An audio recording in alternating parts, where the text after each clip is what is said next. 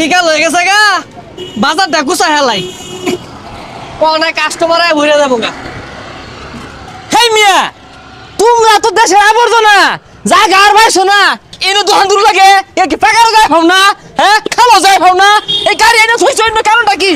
ও চাচা, এটা তো বাজার। কি এর বাজার?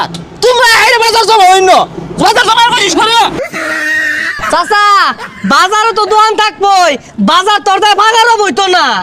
এ আমার ধরেন চালাক বেড়ার লগে তক্কে আয়ো না, তোমরা দোকান লই বউ দেখে বাজার জমে, এই দোকান তুই পাকারে বইতে পাকারে বাজার জমতো।